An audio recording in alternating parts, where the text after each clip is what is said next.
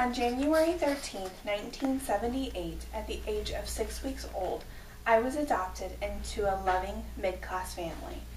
They always wanted children and were unable. My adopted mother had had several ectopic pregnancies and ended up having to have a hysterectomy at a young age. When I was 3 years old, I used to go around in my preschool class and shout out that I was chosen and that I was adopted and I was special, and they were not.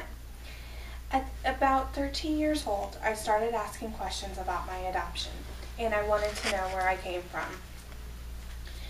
I got sent to a psychologist so I could get help. And when I was 19 years old, I really was curious about my birth family and started coming into my own. I did research, as well as my adopted father helped me do research, and we found an address on the internet of where my birth mother was staying. We ended up going to Quincy, Illinois to a family reunion, and I went to the house of the address where I had. I knocked on the door, and she came behind me. It was a blonde-haired woman, and she was carrying a bag of groceries. I looked behind her, took off my sunglasses, and she dropped the groceries. She immediately knew that I was that daughter that she had placed for adoption 19 years ago. My birth name was Melanie Ann, and today my name is Jamie. And my birth mother, we went into the house that day, and my birth mother told me more in depth about her life.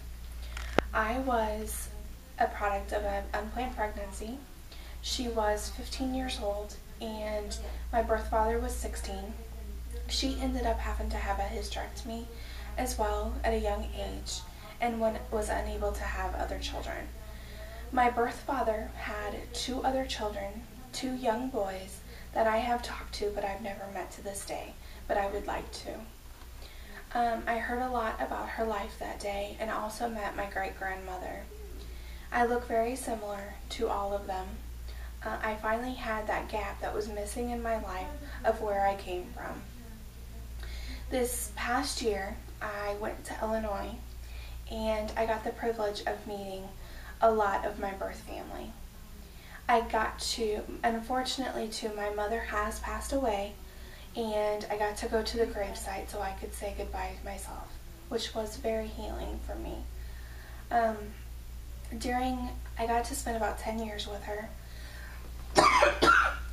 and my ex-husband ended up actually was able to ask for her permission in my hand in marriage, which was very special to me.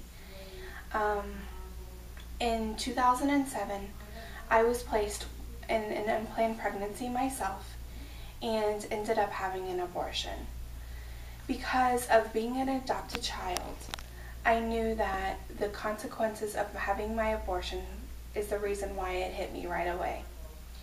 I am now working for a pregnancy center that I love very much, and I am now the director of an abortion recovery program at that pregnancy center, counseling women that have had an abortion and to ask for healing and forgiveness from God, as well as counseling women that are in the middle of making an adoption plan or thinking about placing their children for an adoption.